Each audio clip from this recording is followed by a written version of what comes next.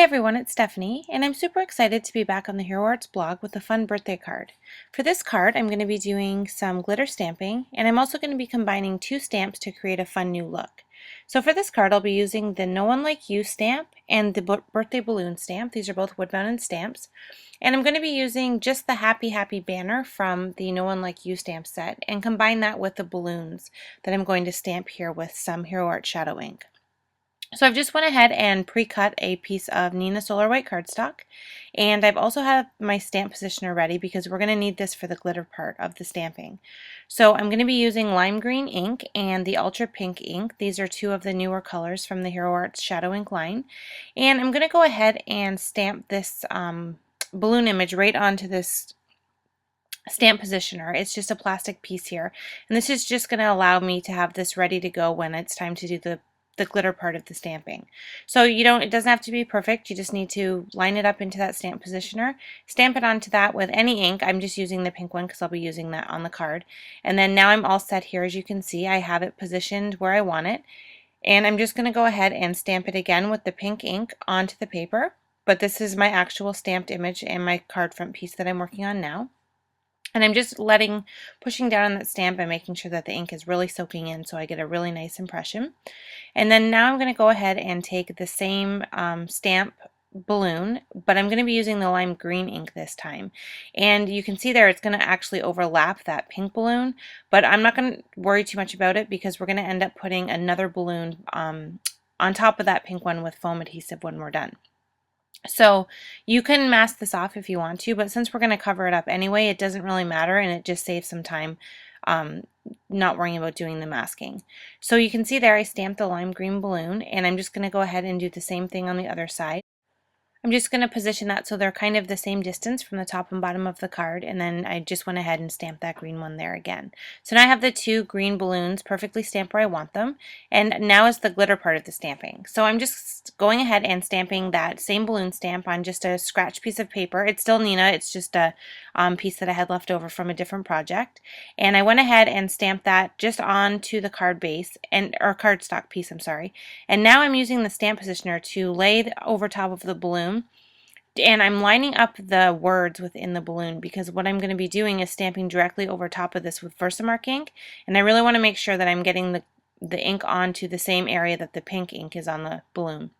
This way it won't distort the lettering inside the balloon image.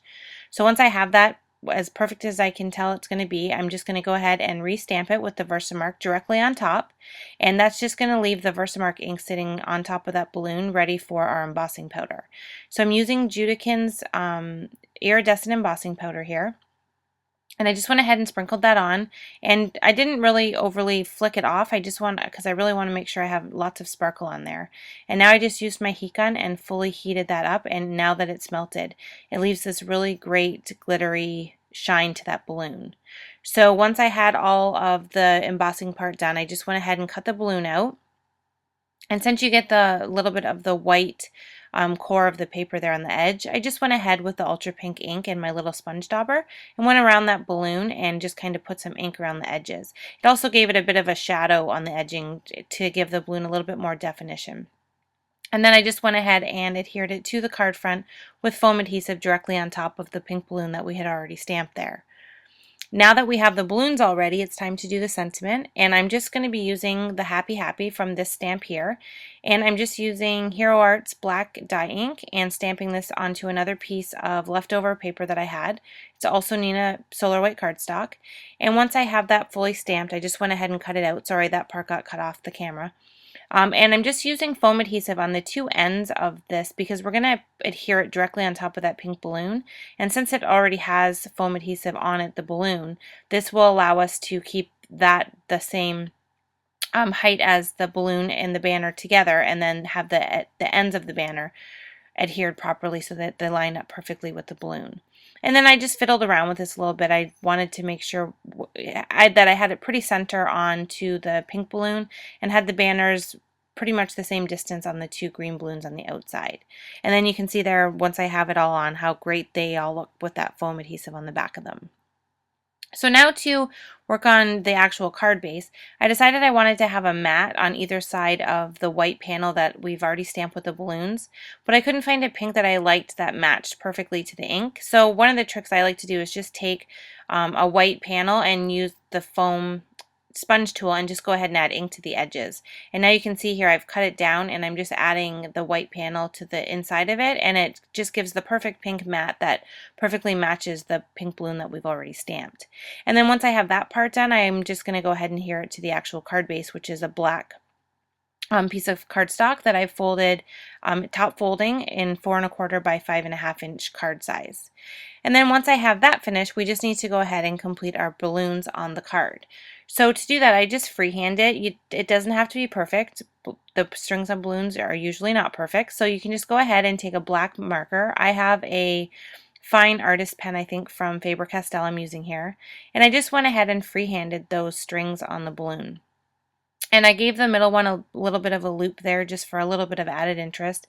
And then I just kind of eyeballed the first green one, and then it took me a few minutes to figure out which direction I wanted the string on this third one. But once I had it, I just went ahead and freehanded that line down and then just finished up the top area to make it look like they were all tied to the bows. And then to finish the card off, I went ahead and added some clear gems to the 3 balloons, 2 in the center one, and then 1 on each of the smaller balloons. And then that completes the card today. So you have a great birthday card with lots of shimmer and fun. So thanks so much for watching, and I'll see you next time.